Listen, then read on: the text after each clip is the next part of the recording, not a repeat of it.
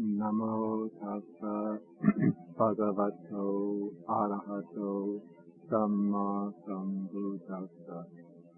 Namo tassa bhagavato arahato samma sambuddhassa. Namo tassa bhagavato arahato samma sambuddhassa.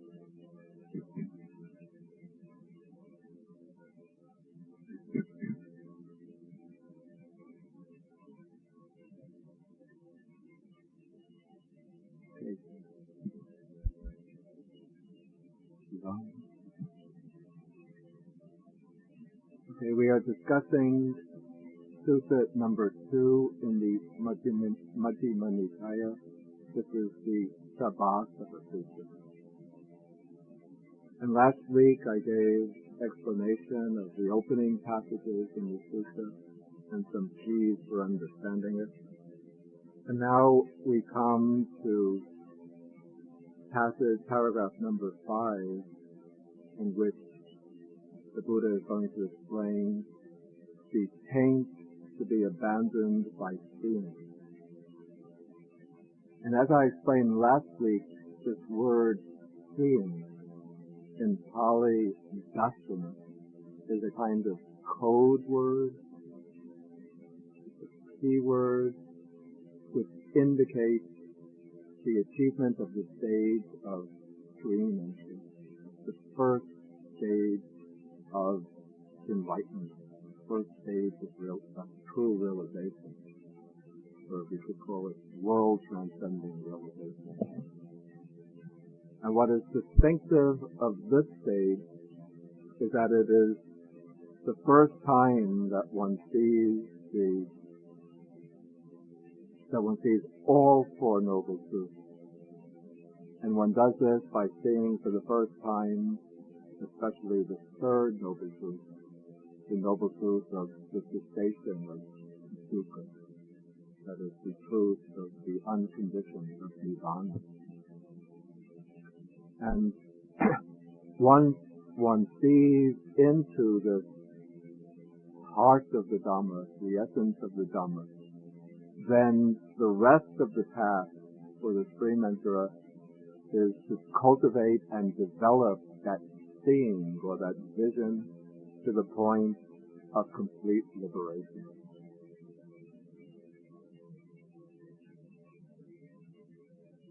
And so the achievement of what's called the path of seeing is like the turning point or breakthrough, the fundamental breakthrough to the ultimate truth of the Dhamma. And then once one reaches that breakthrough, then there's no possibility of turning away from the path of the Dhamma until one achieves final liberation. That is why one who reaches that experience is called a stream enterer. That one has entered the stream of the Dhamma. The stream is the Noble Eightfold Path, the truly noble, the Aryan Noble Eightfold Path. And even if this person is very negligent and lazy, cannot really practice very diligently, but still those factors have taken root in this person and will continue to propel this person on so that the person cannot undergo an 8th existence. In 7 more existences, the person will have to achieve full enlightenment and final liberation.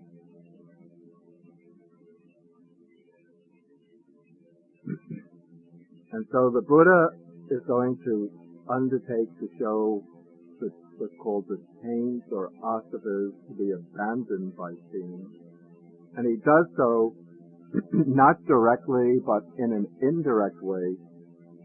First, he raises the question, what are the taints that should be abandoned by seeing? But instead of just answering the question directly, he, in a sense you could say, he turns the teaching back by showing or establishing a contrast with a contrast between the ordinary person and who doesn't make any effort to abandon the pain. And then, in contrast, he will show the noble disciple who does abandon certain pains by seeing. And here, the Buddha introduces a distinction which is very fundamental to the sutras. It runs right through all of the sutras.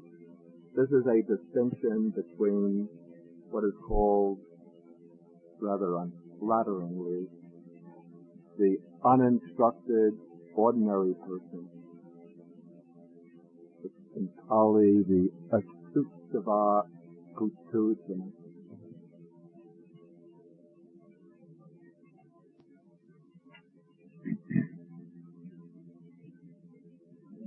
We'll come to the instructed noble disciple later. But we have a standard description of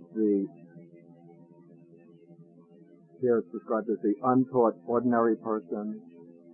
In the translation of Samyutta Nikaya, the Connected Discourses, I translate it as I now prefer that translation, the uninstructed worldling. In the commentaries, they refer to this type of person as the Andaputujana Vasta Nisito Andaputujana, the blind worldling attached to the round of existence, attached to samsara. And we have a standard description of this type of person. This is a person that's given in the text right here, who has no regard for noble ones. The noble ones are the Aryans, the spiritually noble ones, and who is unskilled in I think we should break this up, who is unskilled in their Dhamma and untrained in their Dhamma.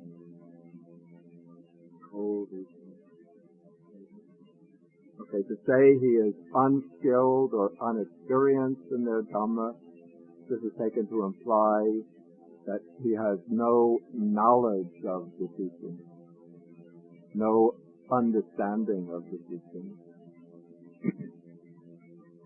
And then he is undisciplined in their Dhamma.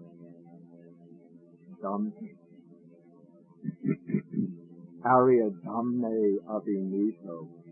He is undisciplined in the noble Dhamma. That means he lacks practical training in the teaching of the noble ones. And then the same thing is restated in terms of Sapurisa. Here, following Yanamoli, I use true men, but in Connected Discourses, I made it gender neutral and said superior person. We'll use that rendering. Who has no regard for superior persons. The superior person is the same as the noble one, who is unskilled in the Dhamma, the teaching of the superior person, and is undisciplined in the Dhamma of the superior person.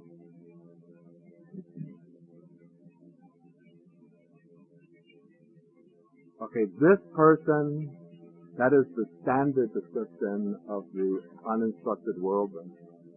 Then, stemming off from that description, many things in different sutras are said about the uninstructed worldling. Here, what is said is that this person does not understand what things are fit for attention and what things are unfit for attention. He doesn't understand what things should be attended to. And here I think attention is maybe too narrow a rendering. What things should be considered? What things should be turned over in the mind? And he does not understand what things should not be considered, what things should not be turned over in the mind. Since that is, but we'll stick to the rendering here, since that is so, he attends to those things that are unfit for attention, and he does not attend to those things that are fit for attention.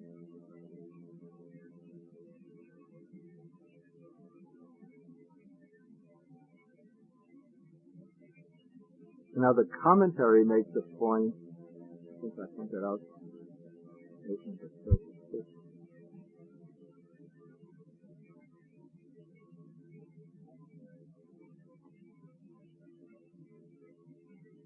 in note 36, the commentary makes the important point that there is no fixed determination in things themselves as to whether they are fit or unfit for attention. The distinction consists rather in the mode of attention. That mode of attention that is a causal basis for unwholesome states of mind should be avoided, while that mode of attention that is a causal basis for wholesome states should be developed. I'm not quite sure that I would agree with this now, since it seems that there are certain things, at any rate, that we could say can be strong conditions for the arising of the thing. But there is a certain truth in what the commentary says, and if one has developed one's wisdom, mindfulness, wisdom, insight to a certain degree, then one could attend to things that are ordinarily conditions for the arising of defilements in undeveloped people, and those things will not be conditions for the arising of things. But in fact, one can use those considerations to develop a certain detachment or disenchantment with the things that people ordinarily become attached to.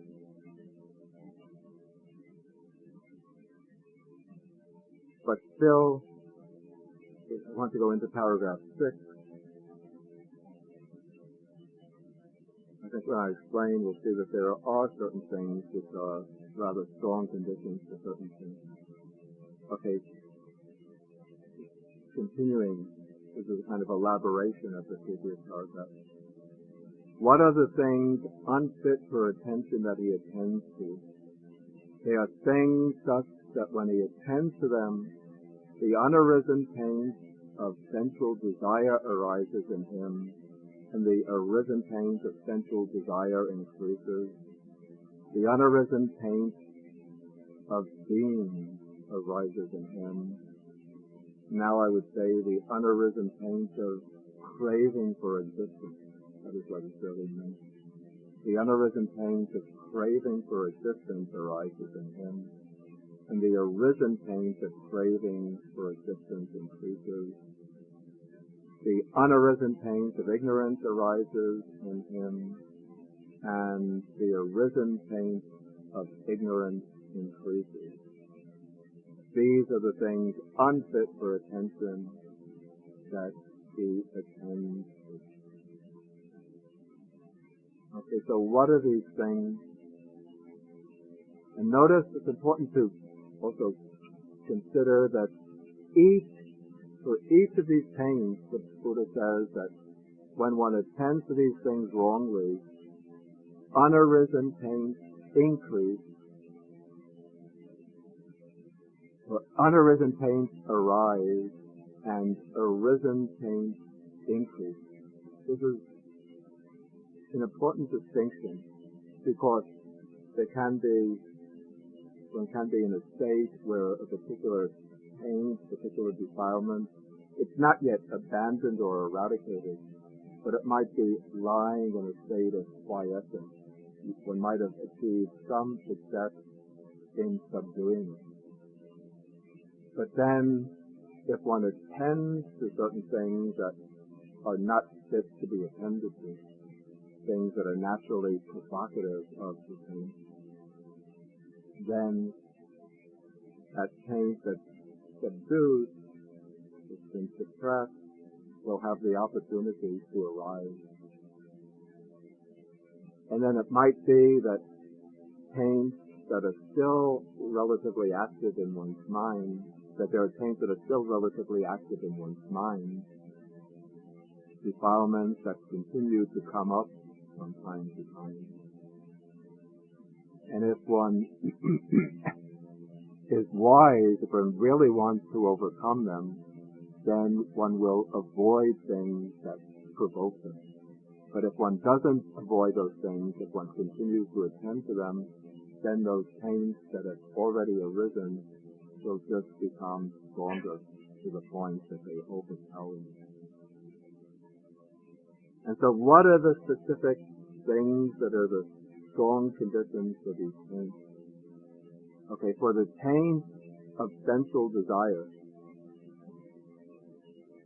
here there are so many texts in the Samyutta Nikaya, chapter 35, Salayatana Samyutta. Many suttas in which the Buddha says, he speaks about the 5 kama gunas, the 5 cores of sensual desire, the 5 objects of sensual pleasure. Also in this Majjhima Nikaya, we find this in sutta number 13.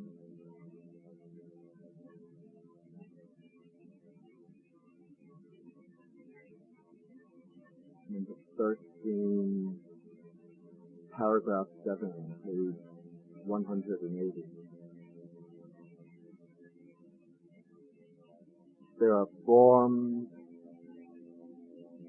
cognizable by the eye that are wished for, desired, agreeable and likable, connected with sensual desire and provocative of lust.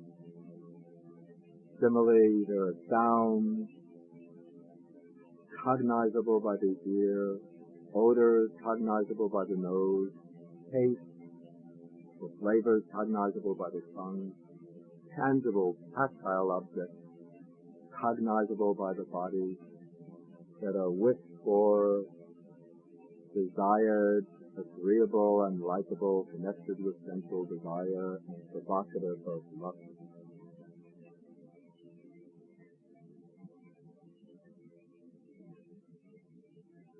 And then in the Samyutta Nikaya, again and again the Buddha says, he's speaking about a monk, he says, if a monk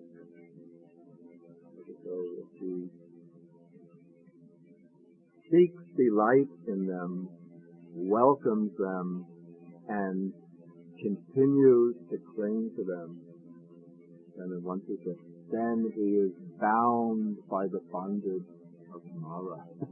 Mara is the evil one. Or then he is caught by the fisherman's bait, caught by the bait of Mara. Or in other suttas, also this is in Samyutta Nikaya, Nidana Samyutta, chapter 12, sutta in the 50s, 53, 54, in that range. The Buddha says, when one dwells contemplating or perceiving gratification or pleasure in things that can bind one, then craving arises and increases. When craving arises and increases, then clinging arises.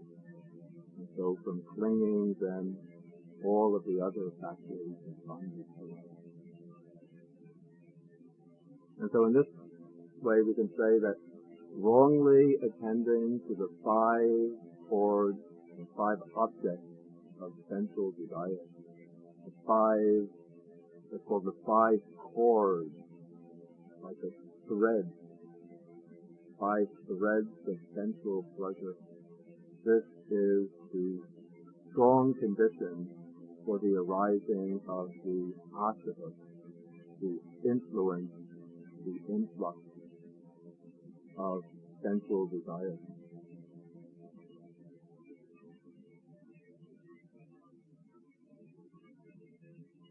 And now, underlying the arising of this particular asava, there are certain distortions of perception. And I would connect each of the asavas with a particular distortion of perception. In the suttas, particularly it's the sutta in the Anguttara Nikaya, Book of Fours,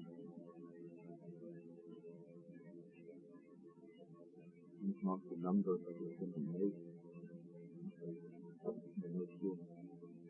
the Buddha speaks about 4 distortions of perception. Okay, 2 of these I'll mention in connection to the arising of the pains of sensual desire. One is the distortion of perceiving as pleasant or pleasurable what is actually, when examined deeply, what is actually unpleasurable.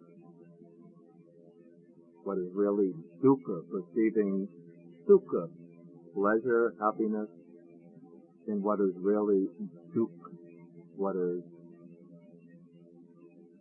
a cause of unhappiness, perhaps of suffering, or a cause of bondage.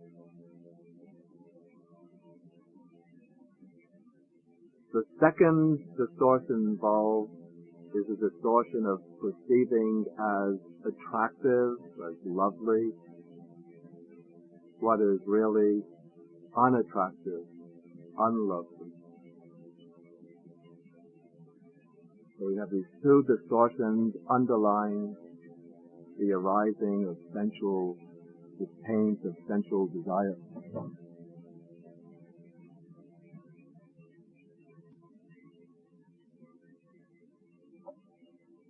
Then,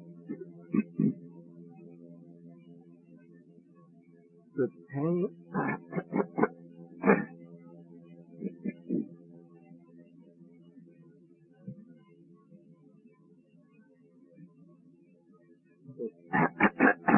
okay, so,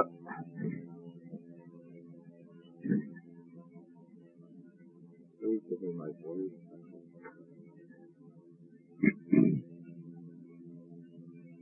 Okay, so there are these 2 distortions involved here. I use the word stressful, but to say suffering is a little too strong. Perceiving what is the cause of suffering, what is, stressful.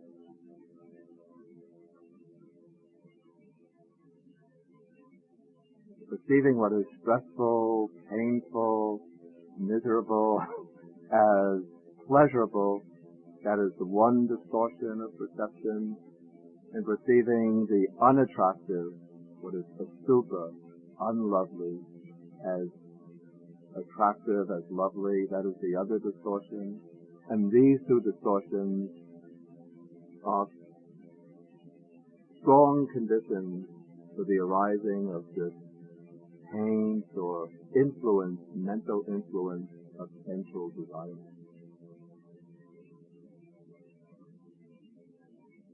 Now we come to the asava or bhavasava, the influence or taint of craving for existence.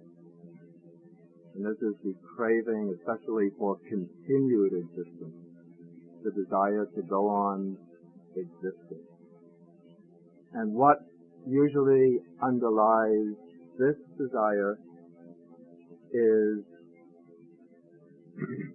well, this desire takes the form of yearning for eternal life in some mode, especially yearning for eternal life in some heavenly world,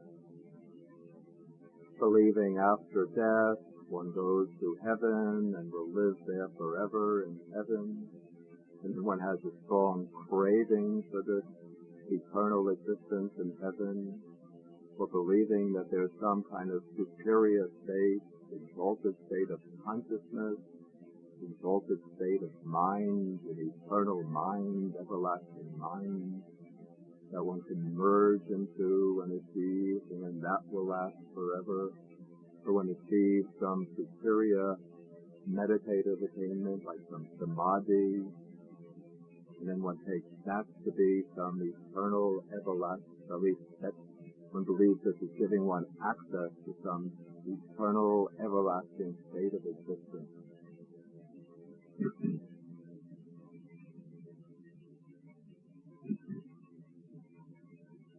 Also, there's a bhavasava, there's this kind of very raw, fundamental bhavasava that's clinging to existence without any such intellectualized view. But usually the bhavasava takes the form, usually it gives rise to these views of some type of eternal existence. And so what is, there's a particular distortion of perception that underlies this type of craving. And what is that distortion of perception? What is it? Exactly. It's taking what is really impermanent, anicca, to be permanent, nittya. And so this gives rise to what is called in Pali Sabbasava, eternal view. Chang Jian, Chang Heng Jian.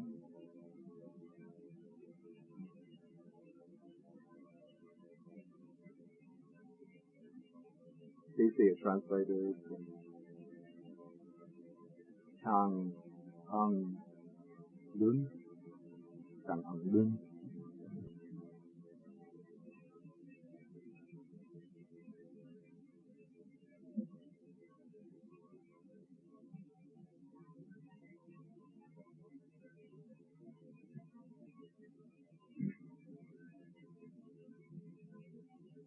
Okay, then we come to the most fundamental of the asavas, and this is the taint or influence or influx of ignorance.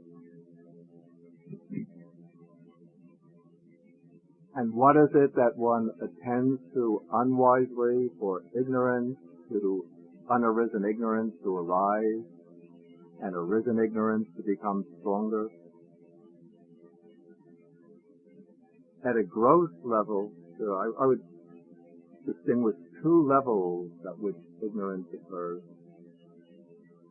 First, the grosser level, what you might call the more intellectualized level, more conceptual level. One clings to belief systems, philosophical systems, religious systems that affirm the idea of an eternal self, a true self.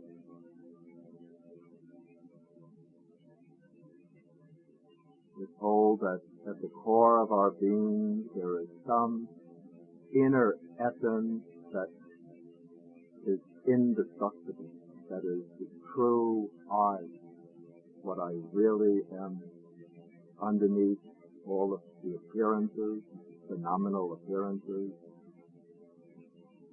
Sometimes in some systems it will be a finite individual I, maybe created by an almighty, powerful God, because there's many individual I's, many individual selves.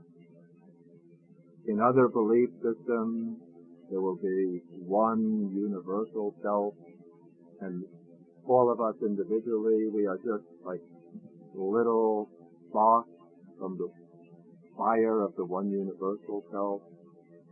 Or all of our distinctions, divisions, is illusion. Underneath this illusion of multiplicity, of difference, there is the one universal self.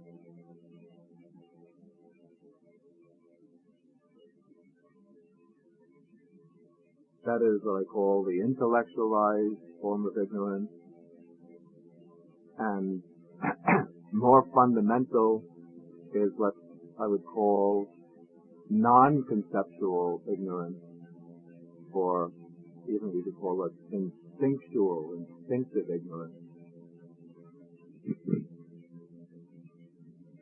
And this is just the simple clinging to the idea of a real I, thinking of things in terms of I and mine, even if one is not forming a belief system about an eternal self. Okay, and what is the distortion of perception that lies behind this type of ignorance, or that lies behind ignorance, whether gross or subtle?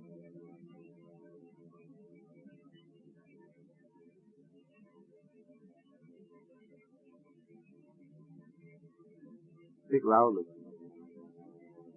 Exactly. Okay. The distortion is perceiving what is not self as self.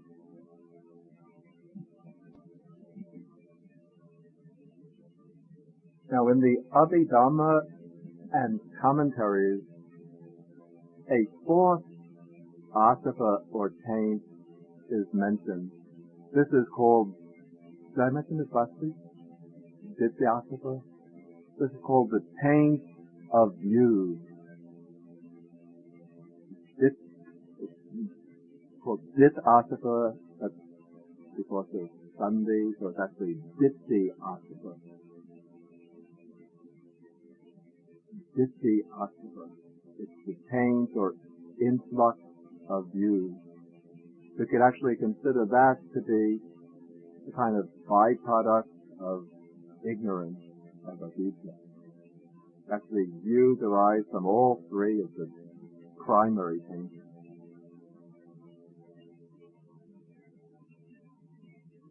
But it means ignorance is the strong condition for the arising of the taints of views.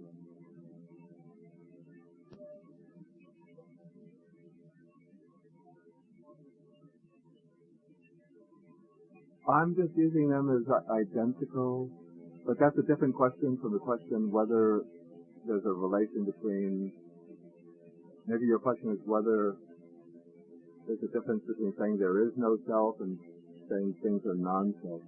That I will come to a little later.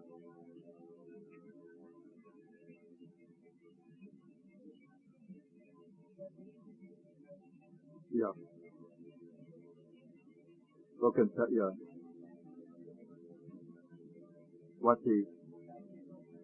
I called it non-conceptual ignorance or instinctual ignorance.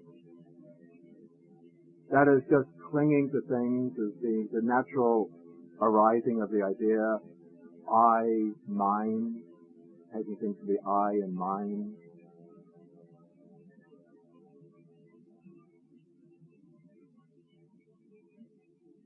It's just attending to things in terms of I and mine without forming intellectual theories around the notion of I.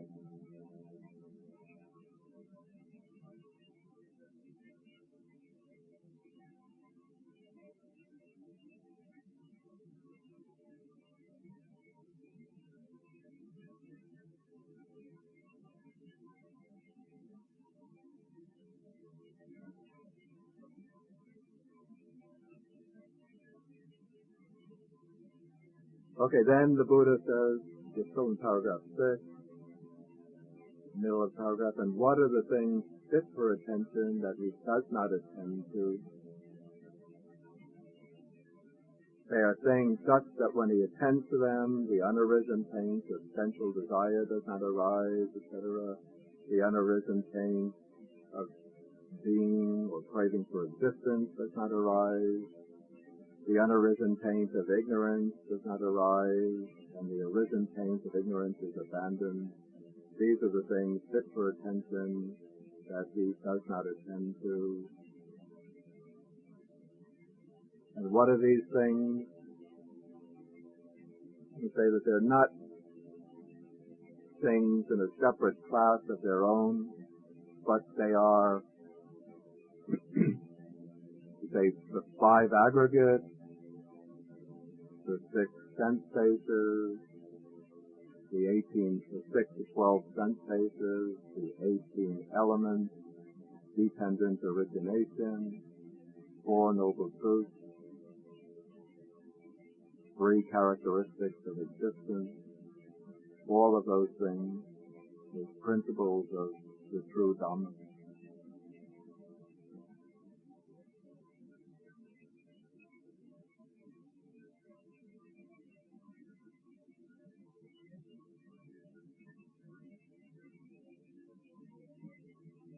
Okay, at this point, maybe I'll ask if there are any questions on this rather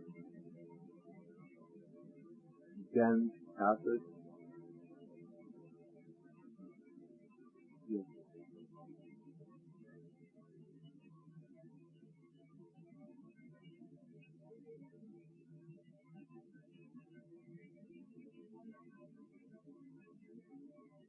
I was explaining in paragraph 6, the Buddha raises a question. This is 1, 2, 3, about 10 lines down. What are the things fit for attention that he does not attend to? They are things such that when he attends to them, then he just senses the unarisen pain. Each of the unarisen pains does not arise in him, and the arisen pains are abandoned. Those are things fit for attention, yeah.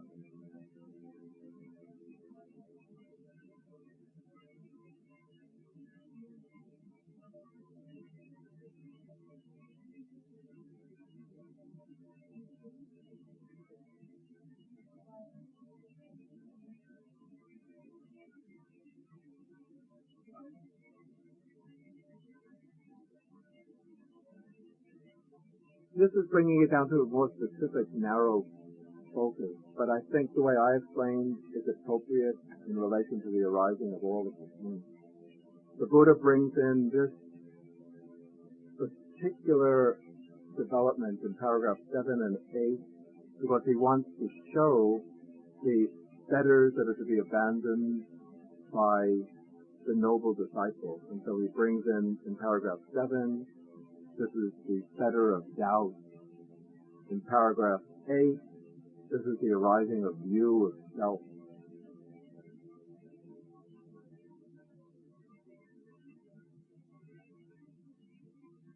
But I think we have to understand how the taints arise in a far wider sense than that. And so I gave what I would call a comprehensive or global explanation of how the taints arise.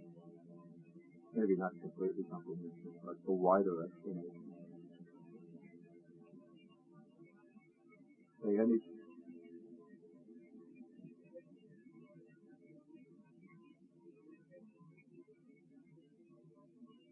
It's not mentioned in the suttas, but it's introduced in the Abhidhamma as a separate thing, and I wanted to explain that it arises specifically, I would say, from the taint of ignorance. I want to trace it to each of the other taints. And then the commentary will, because the Buddha is going to speak about taints that should be abandoned by seeing, but in fact, the things that are abandoned are technically not asatas or taints, according to the system of 3 taints, but 2 of them are taints. If you take the taint, 2 of them could be included under the taint of views, but 2 of them are types of wrong views.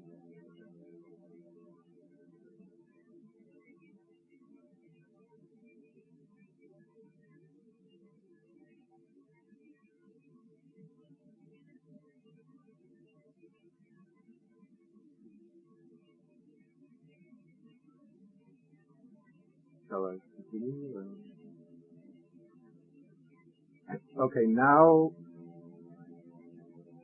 the Buddha, to show how the worldling attends unwisely, he's going to take a particular type of unwise attention or unwise consideration. And this is the unwise considerations which are governed by doubt or perplexity. And this is called the 16-fold doubt.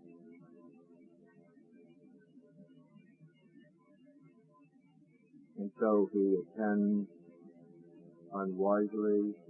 First he questions, was I in the past? Did I exist in the past? Did I not exist in the past?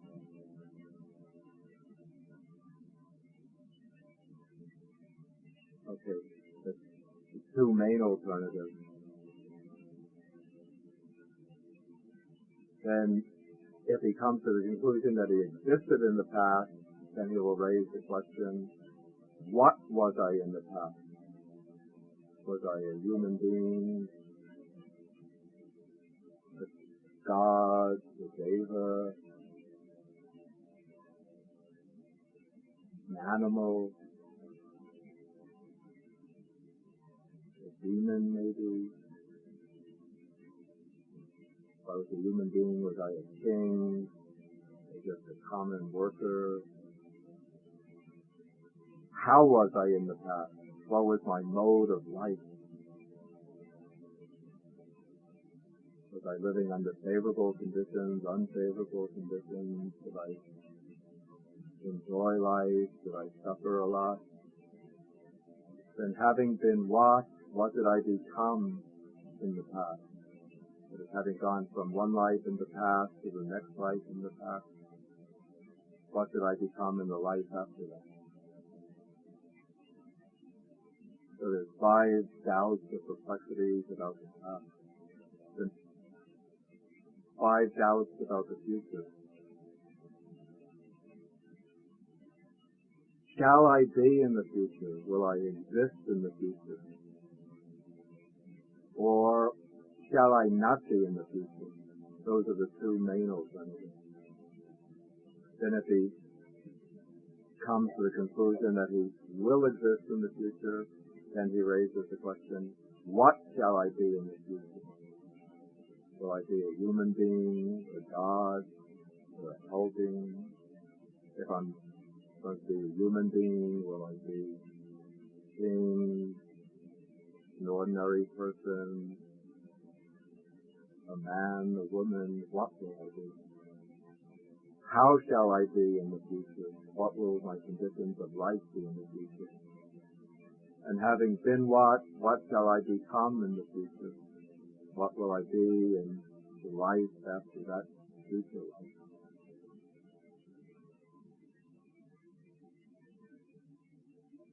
Or else he is inwardly perplexed about the present thus.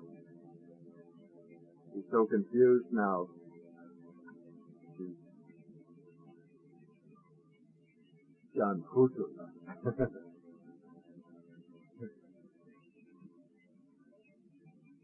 Really confused. He doesn't even know, do I exist? Am I? Do I exist?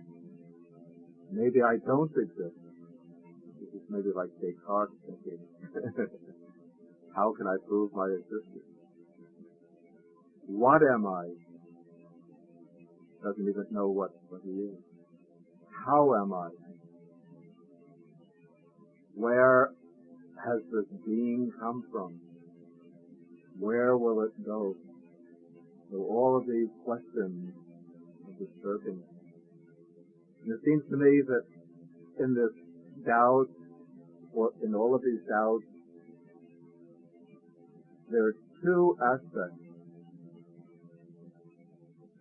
Strangely, the commentary doesn't bring out these 2 aspects, but this is what I would see in them. One is, primarily doubt about past and future existences. So also there's doubt about even the present existence, whether we exist at present. But mainly doubt whether there's a past existence and a future existence. And then the other key point is that these doubts are all formulated in terms of what? It's not yet self. That idea of self is still not yet come to the surface, but in terms of what?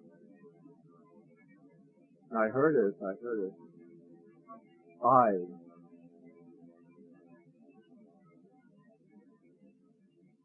Still taking the I to be something real, but not yet turned into a doctrine of self. There's a difference here. It's when the takes the I appears in reflection, and one just accepts that I that appears, and then one reflects on it and tries to give it some, call it a conceptual identity. When you give conceptual identity to the spontaneous notion of I, that becomes the idea of self.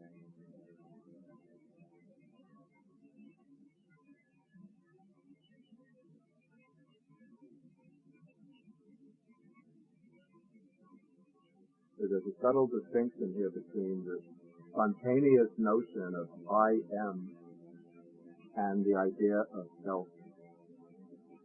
Particularly the distinction between the notion I am and the idea of self.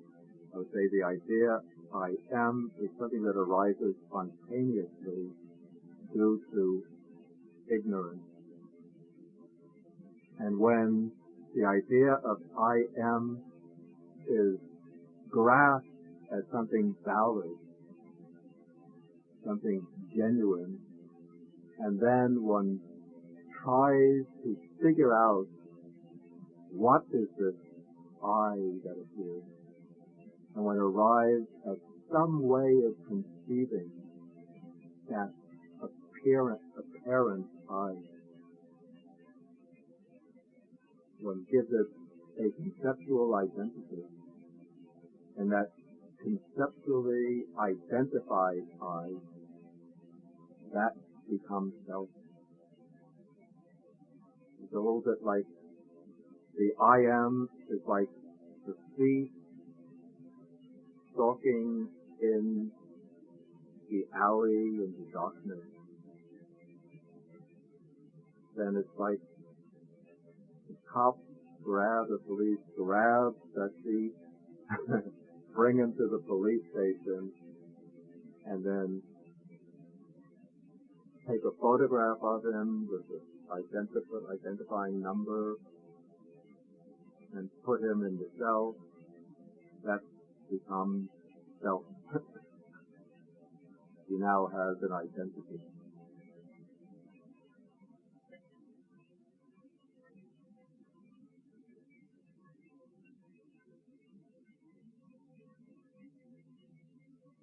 Let's see if we can get through this world of acceptance. Oh, now the important thing is that, the important point is that what leads to the abandoning of the 16-fold doubt? The answer is given in Majjhima Nikaya, chapter 12, sutta number 20. Also nicely translated by Mr. Chuang in the collection.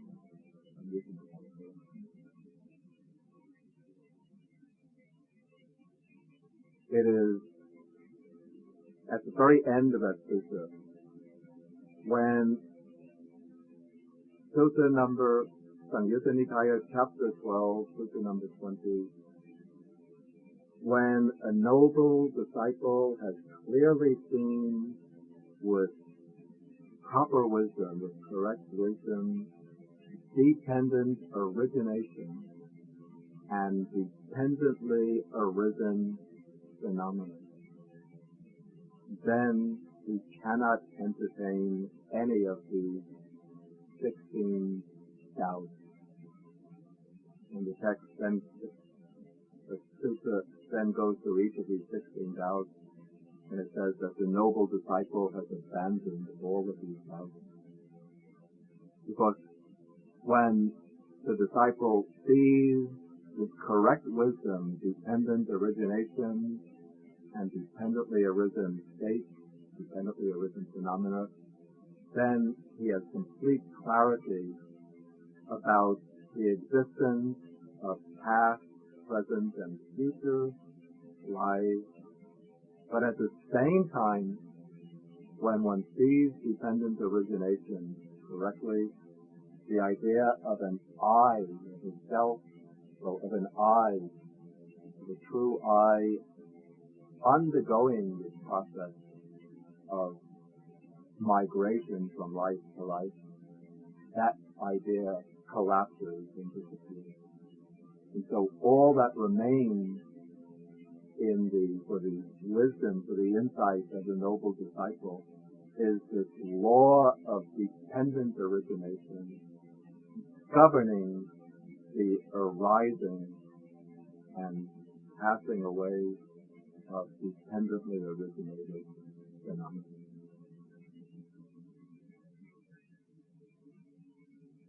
And so one sees that through conditions of the past, present states, present phenomena arise, but phenomena, the causes, the conditions of the past were not self. The present phenomena are not self. The causal or conditioning factors of the present will condition the arising of states, existences in the future, but these conditions are not self, and the effects that arise from them are not self.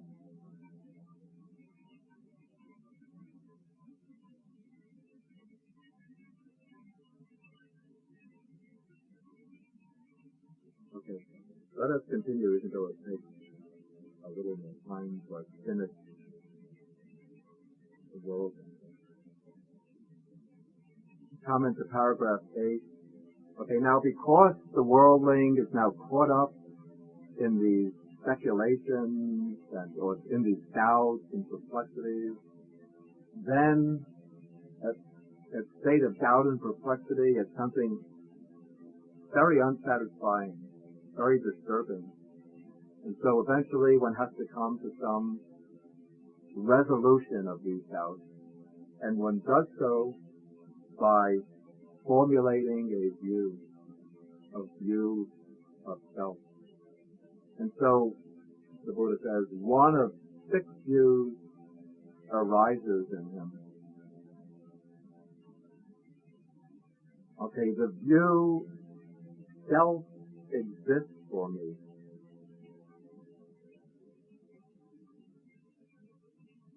Arises in him as true and established. Okay, or the view no self exists to me arises in him as true and established. Okay, this is the point that Dr. O asked about before. Now, the Buddha actually doesn't teach there is no self, so his doctrine is commonly explained in that way. What he says is that sabbe dhamma anatta, that all phenomena are not self. And there's a subtle distinction. When you say there is no self, that's like taking a position. There is not a self. It's like denying the existence of something. But and it's a denial that doesn't really lead to insight. What the Buddha says again and again is all things are not self, which is a way of stating the position that leads to insight. Because naturally, one, through the instinctual working of ignorance, one identifies things as self.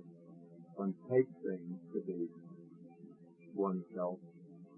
And what one has to do is what the Buddha instructs one to do is to investigate these things that one is identifying as self, that one is holding to yourself, in order to see that the way one is perceiving them, the way one is interpreting them is incorrect, a false. And so when one investigates the object of one's grasping, of one's claim, then one sees that these things cannot be identified as self. Then one gives up that false identification. But to say there is no self doesn't lead to that relinquishment of claim. In fact, this doctrine, no self exists for me in the Buddha's time, this was the doctrine of the annihilation.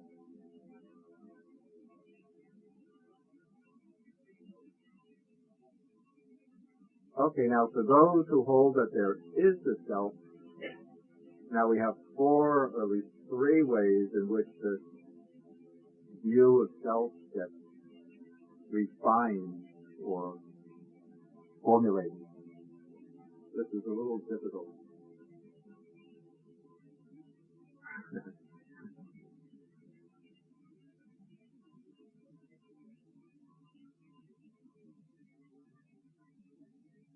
Okay, this is really, I think this topic is made for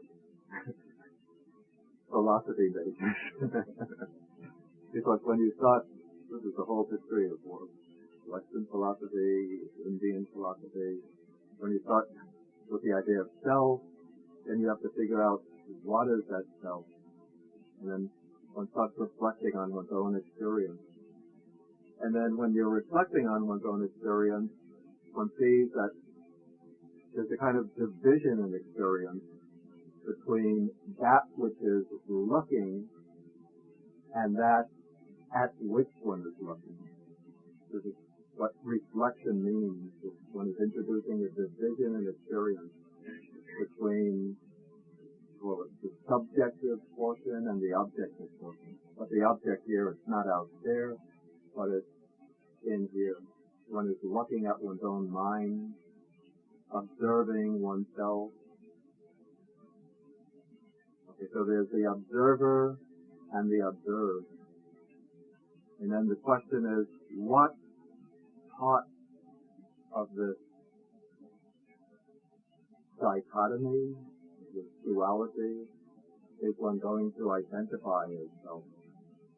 And so some philosophers will come up with the idea that both parts are self.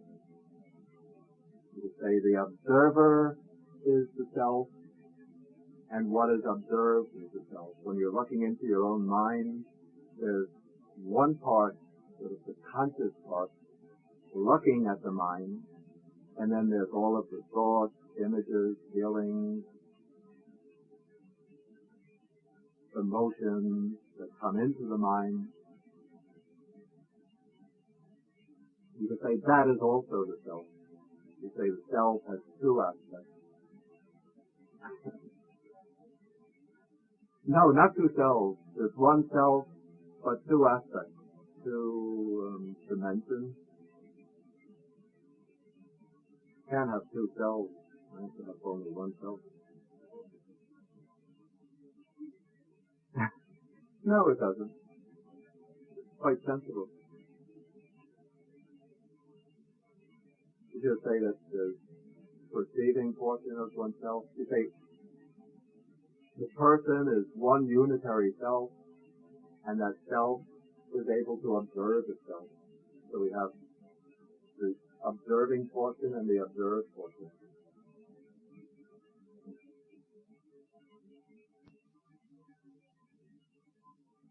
Okay, so the first thinker comes to the conclusion that there's the one unitary self, and both with two sides, two aspects. It's like the coin. You have head and tail, two sides of the coin, head side, tail side. But then when he writes his masterpiece, gets it published, some other professor of philosophy in the university reads that and says, that theory full of holes, full of flaws. And he goes to his study, he writes his book proving only the perceiving portion is self, only the observer is self. How could the observed be self? The observed, that's always changing, right? Always different thoughts, different feelings, different emotions, but that conscious awareness that's always just without any content observing them, that is colorless, featureless, no change at all of the time. So then he goes back to his studies, writes his volume, first 3 chapters dedicated to a refutation of Professor X's book, and then chapters 4 to 20, very eloquently, he sets forth his own theory, sends it off to the press, gets it published. Then all of the reviews come in favorable, praising him, great philosopher, wonderful, brilliant, outstanding. Till one of his students, who's now coming up in the world of philosophy, now wants to make a name for himself. Thinks, well, I learned a lot from my teacher. I'm very grateful to him. But he got it upside down.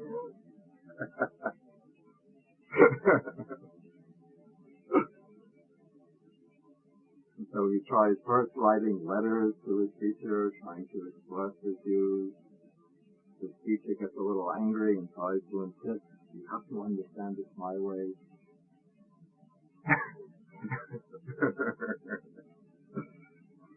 But the pupil won't accept that. And finally, the pupil thinks, well, since I can't convince my teacher through letters or discussion, I have no choice. But he won't write a whole volume, but he writes an article, 25-page article, sends it off to the Journal of Philosophy, a refutation of Professor Y's theory of the self, proving that, or arguing, contending that it has to be the case that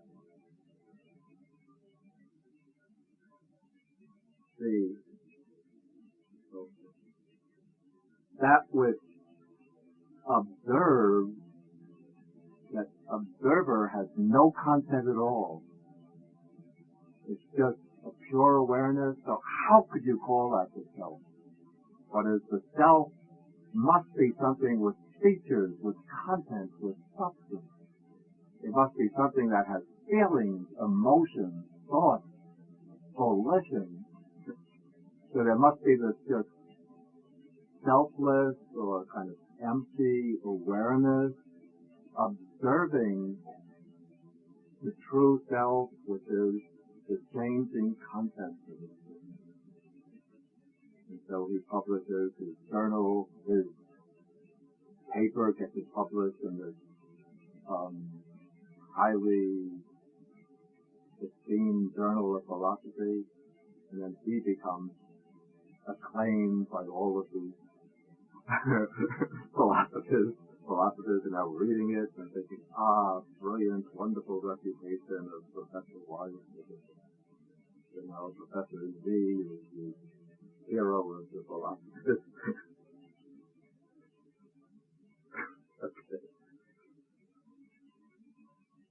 Okay, and then finally we come to the 6th position, and this is what's called the full-fledged view of self. This is the view of self. This is actually, I believe, here the Buddha is taking wording that was used in some of the, it could even be in some of the Upanishads. The way of, I believe some of these phrases come from the Upanishads, the ways of expressing the idea of self. Here it is the self of mind that speaks and feels and experiences here and there the results of good and bad actions. This self of mine is permanent, everlasting, eternal, not subject to change, and it will endure as long as eternity. This is called full-fledged, full-blown, eternalistic view.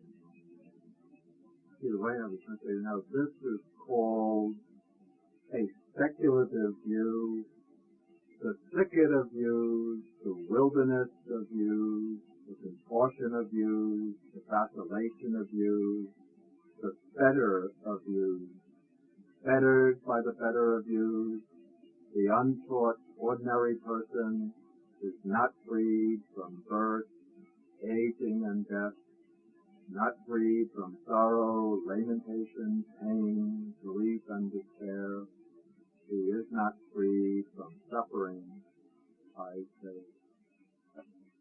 Okay, maybe this should conclude our main presentation. Now, if there's any questions, any comments, please feel welcome. Statement, receiving not self with self. The way Professor White this is the way I have to say, this is the way I'm interpreting it. It's not that there's an explanation of that in the sutras themselves. Even the commentaries don't really, I have to say, they don't do very good job. They just use the theory of the aggregate to rather artificial. So this is the way I would understand what's going on. Okay, one is reflecting on one's experience, reflecting on one's own mind. Okay, and so as one reflects, it's sort of like observing the mind, one sees constant changing content in the mind. And yet, it would seem that there's something observing that kind of, they call it in the Vedanta theory, they call it the silent witness. Like something just hanging back there witnessing what is going on. Yeah, actually in the Upanishads, there's this idea of, advices to develop philosophy. There are two birds on a tree. One bird eats the sweet and bitter fruit. The other bird just remains on the branch, watching silently. That's probably the same idea that's being expressed here. And then that is interpreted, I don't remember whether it's interpreted in the Upanishad itself or by the commentators, that these are the two selves. There's the empirical self and the transcendental self. The empirical self is the self that's the self that eats the sweet and bitter fruit. That's the self that performs actions, that engages in karma, and experiences the good and bad results. The bird that just watches silently, that is the true self, the Atman, that is just there silently in the background, observing the empirical self, the finite self, undergo all of these experiences. And what one has to do, according to the Upanishad theory, is stop identifying with the bird that eats the sweet and bitter fruit. Stop identifying with the finite empirical self. Well, actually, in this theory, that is not, in this version, that is not the self. That is not the truth. One has to stop identifying with that. That is not the true self. And one has to shift one's sense of identity back to the silent bird. Shift one's sense of identity back to the true transcendental self. That's in the first theory. Exactly, yeah. This, yeah, actually, in the Upanishad they do speak about two selves, so I have to concede you were right.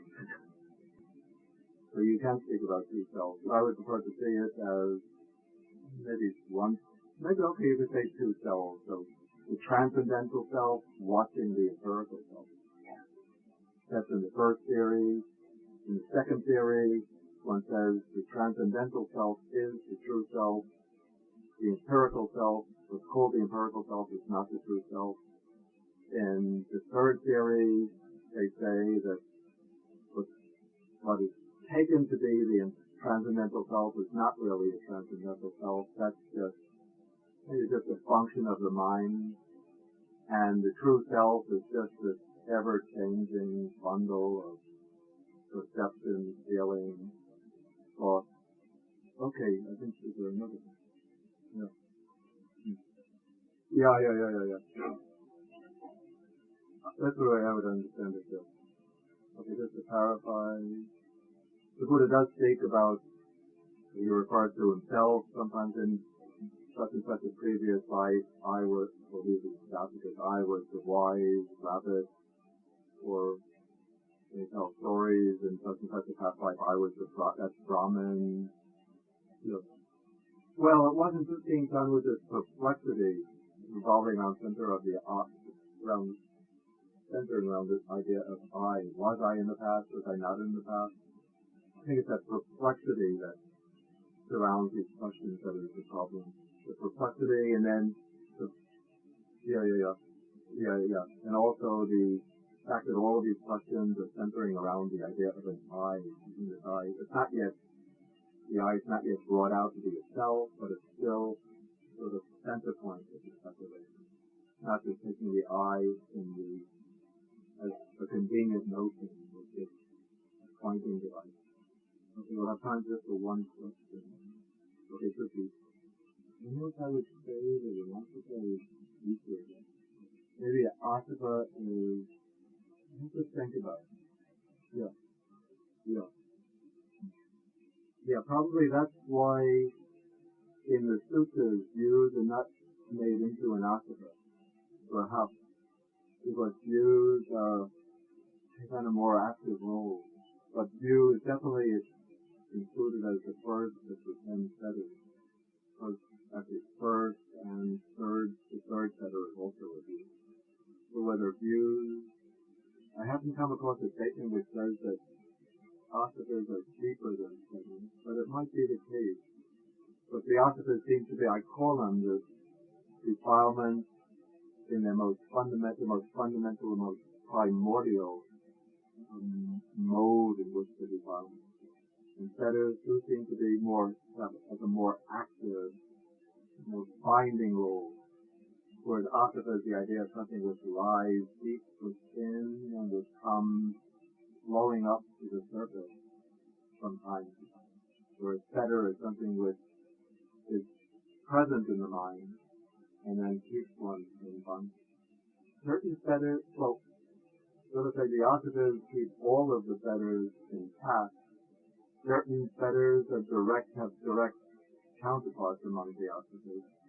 But I think we'll deal with that next time, which we're going to deal with the abandoning of certain setters. Then we can discuss the relation of setters and asavas. And I think we have to stop now with the base portion. Okay, we close with the verse. Share the memory. Akasa sa sumata deva nada nidita punyantam anumodita siram vatan sitasana. Akasa sa sumata deva nada nidita punyantam anumodita siram vatan sitasana. Akasa sa sumata deva nada nidita punyantam anumodita siram vatan sitasana. Sabbasava Sutta Sabbasava Sutta Sabbe deva namo Sabbasava Sutta. Sabbasava